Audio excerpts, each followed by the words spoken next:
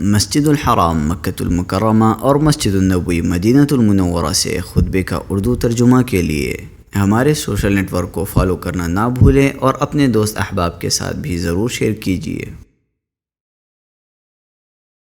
خطبہ جمعہ مسجد الحرام، تاریخ 19 ذو الحجہ 1447 ہجری بمطابق 5 جون 2026 عیسوی۔ موضوع دین پر استقامت۔ خطیب فضیلۃ الشیخ یاسر الدوسری حفظہ اللہ، ترجمہ محمد اقبال یاسین۔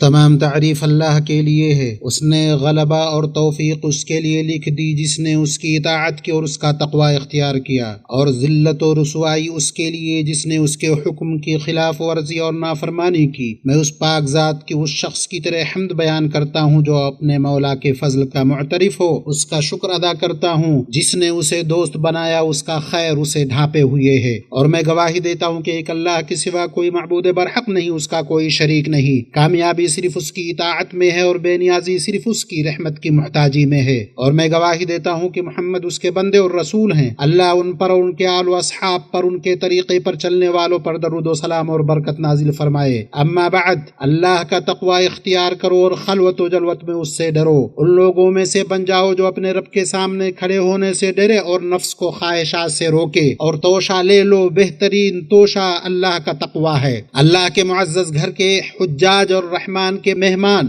عظیم مواسم میں سے ایک موسم گزر گیا۔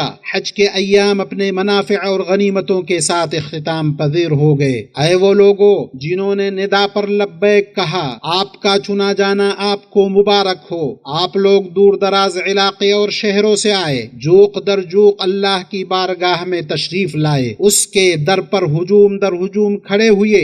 آپ حرمت والے مقامات اور شعائر کی تعظیم کرتے رہے، مشاعر میں توحید کا ورد جاری رکھا۔ بس مبارک ہو تمہیں یہ تکمیل اور وہ فضل و انعام جو اللہ نے آپ سب پر کیا ہے۔ اللہ کا فرمان ہے، آپ کہہ دیجیے کہ بس لوگوں کو اللہ کے اس انعام اور رحمت پر خوش ہونا چاہیے، اور اس سے بدرجہ بہتر ہے وہ جس کو وہ جمع کر رہے ہیں۔ اللہ آپ پر رحم کرے۔ جان لو کہ حج مبرور کی نشانی اور خوشنودی اور قبولیت کی علامت اللہ کی اطاعت پر مداومت اور اس پر ثابت قدمی ہے۔ اس لیے اللہ کے دین پر ثابت قدم رہنا اہل ایمان کا مقصود ہے اور نیکوکاروں کا سامان ہے۔ یہی مضبوط قلعہ اور ٹھوس سہارا ہے، آندھیوں کے مقابلے میں مستحکم چٹان ہے، اور طوفانی سیلابوں کے سامنے بلند و بالا پہاڑ ہے۔ یہی فطرتوں کو کجی سے بچاتا ہے، عقلوں کو انحراف سے محفوظ رکھتا ہے، اور دلوں کو بدلنے اور پھر جانے سے تحفظ فراہم کرتا ہے۔ مومنو،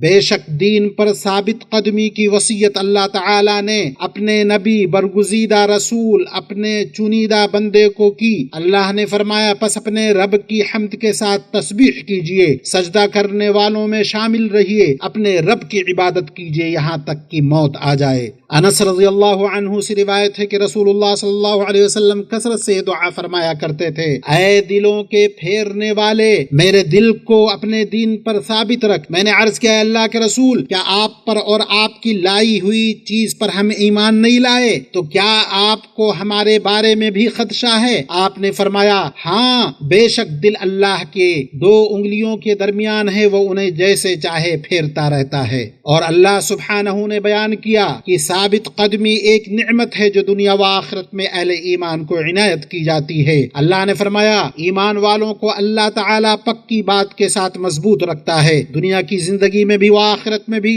ہاں، نا انصاف لوگوں کو اللہ بہکا دیتا ہے، اللہ جو چاہے کر گزرے۔ بس ثابت قدم رہنے والوں نے سچائی کا ثبوت دیا اور ڈٹے رہے، انہوں نے استقامت اختیار کی اور منحرف نہ ہوئے، چنانچہ اللہ کے فضل سے مستحق ٹھہرے کہ موت کے وقت فرشتے ان کے پاس خوشخبری لے کر اتریں تاکہ ان سے خوف و غم دور کر دیں۔ اللہ نے فرمایا، جن لوگوں نے کہا کہ ہمارا پروردگار اللہ ہے پھر اسی پر قائم رہے، ان کے پاس فرشتے یہ کہتے ہوئے آتے ہیں کہ تم کچھ بھی اندیشہ اور غم نہ کرو، بلکہ اس جنت کی بشارت سن لو جس کا تم سے وعدہ کیا گیا ہے، تمہاری دنیاوی زندگی میں بھی، اور ہم تمہارے رفیق تھے اور آخرت میں بھی رہیں گے۔ جس چیز کو تمہارا جی چاہے اور جو کچھ تم مانگو سب تمہارے لیے ہے، غفور الرحیم کی طرف سے یہ سب کچھ بطور مہمانی ہے۔ ابو بکر صدیق رضی اللہ عنہ نے کہا، یہی وہ لوگ ہیں جنہوں نے اللہ کے ساتھ کسی کو شریک نہیں کیا اور اس کے سوا کسی کی طرف دیکھا تک نہیں۔ مسلمانوں،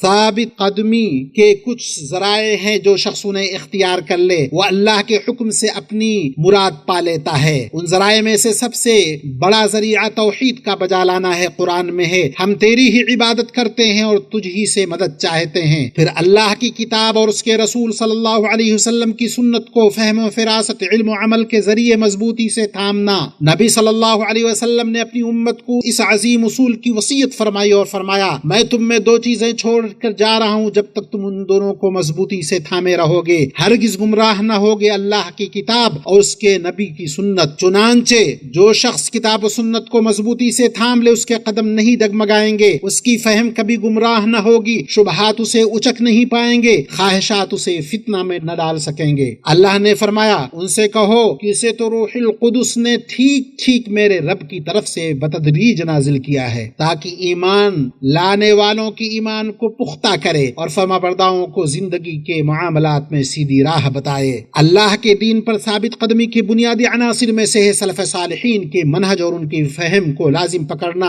عرباض بن ساریہ رضی اللہ عنہ سے روایت ہے کہ رسول اللہ صلی اللہ علیہ وسلم نے فرمایا، میری سنت کو لازم پکڑو، رشد و ہدایت والے میرے خلفاء کی سنت کو، پس تم ان کے نقش قدم کو لازم پکڑو، ان کے راستے پر چلو، ان کے وارث ربانی علماء سے دین حاصل کرو، انہی کی طرف تیزی سے رجوع کرو، خصوصاً مصیبتوں کے وقت اور شبہات کے وقت، کیونکہ علماء ہی ہدایت کے رہنما اور تاریکیوں میں چراغ ہیں۔ ثابت قدمی کے عظیم ترین ابواب میں سے ہے اللہ سے دعا کرنا، اپنے دین پر موت تک ثابت قدمی کا سوال کرنا۔ چنانچہ اہل ایمان کی دعا میں سے ہے، جیسا کہ قرآن میں ہے، ہمارے رب ہمارے دلوں کو ٹیڑھا نہ کرنا بعد اس کے کہ تو نے ہمیں ہدایت عطا فرمائی اور ہمیں اپنی طرف سے رحمت بخش، بے شک تو ہی بہت عطا کرنے والا ہے۔ ثابت قدمی کے معاون اشیاء میں سے ہے ذکر الہی کی پابندی، کیونکہ یہی اللہ تک پہنچنے والی رسی اور یہی متوقع زاد راہ ہے۔ اللہ نے سب سے سخت اور مشکل مقامات اور بھیانک ترین اور سب سے خطرناک حالات میں ذکر کو ثابت قدمی سے جوڑا ہے۔ فرمایا، اے ایمان والو، جب کسی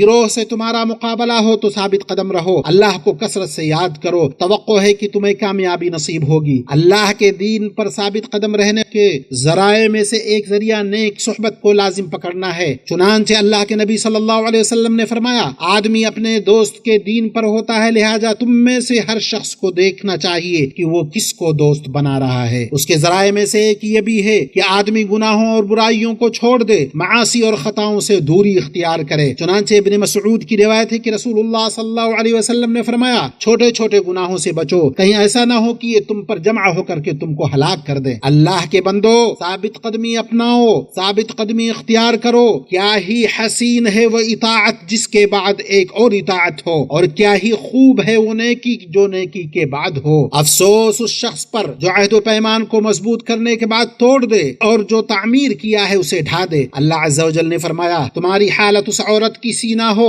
جس نے آپ ہی محنت سے سود کاتا اور ٹکڑے ٹکڑے کر دیے۔ حسن بصری رحمہ اللہ کہتے ہیں، موت سے پہلے مومن کے عمل کی کوئی آخری مدت نہیں، پھر انہوں نے قرآن کی آیت پڑھی، اپنے رب کی عبادت کرتے رہیے یہاں تک کہ تمہارے پاس موت آ جائے۔ اللہ کے بندو، اللہ مجھے اور آپ کو قرآن و سنت میں برکتوں سے نوازے اور ان میں موجود آیات و حکمت سے فائدہ پہنچائے۔ اللہ سے مغفرت طلب کرو، وہ بڑا بخشنے والا مہربان ہے۔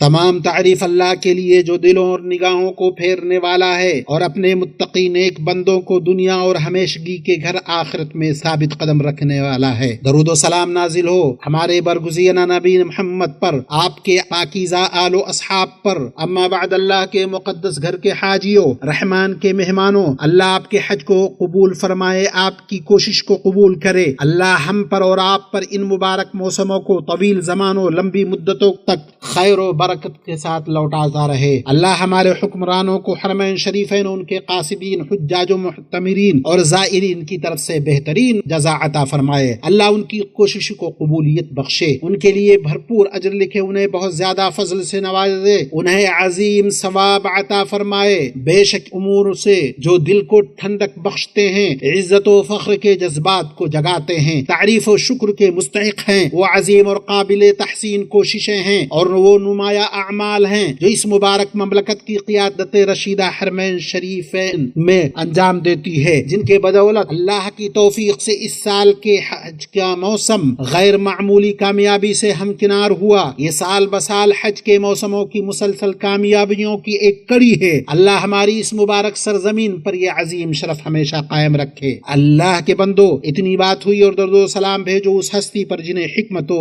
ہدایت کے ساتھ بھیجا گیا، مخلوقات میں سب سے بہتر، زمین پر چلنے والوں میں سب سے افضل، جیسا کہ اللہ عز و جل نے تمہیں اس کا حکم دیا ہے۔ اے اللہ، درود بھیج محمد اور آل محمد پر جس طرح تو نے کائنات میں ابراہیم اور آل ابراہیم پر بھیجا، تو قابل تعریف اور بزرگی والا ہے، اور برکت نازل فرما محمد اور آل محمد پر جس طرح تو نے کائنات میں ابراہیم اور آل ابراہیم پر نازل کیا، تو قابل تعریف اور بزرگی والا ہے۔ اے اللہ، چاروں خلفائے راشدین، ہدایت یافتہ امام ابو بکر و عمر، عثمان و علی اور تمام صحابہ سے راضی ہو جا، اور ہم سے بھی راضی ہو جا اپنے عفو و کرم اور احسان سے اکرم الاکرمین۔ اے اللہ، اسلام اور مسلمانوں کو غلبہ عطا فرما، دین کے قلعہ کی حفاظت فرما، اس ملک اور مسلمانوں کے تمام ملکوں کو امن و ایمان اور اطمینان نصیب فرما۔ اے اللہ، حاجیوں سے قبول فرما، ان کے حج کو مقبول بنا، ان کی کوشش کو مقبول فرما اور ان کے گناہ معاف فرما۔ اے اللہ، ان کے سفر کو سعادت والا بنا دے، ان کی واپسی کو قابل تعریف بنا، ان کے راستے کو سلامتی اور امن والا بنا دے۔ اے اللہ، ہم تجھ سے اپنے امام اور سربراہ خادم حرمین شریفین شاہ سلمان اور ان کے ولی عہد شہزادہ محمد بن سلمان کے لیے توفیق اور درستگی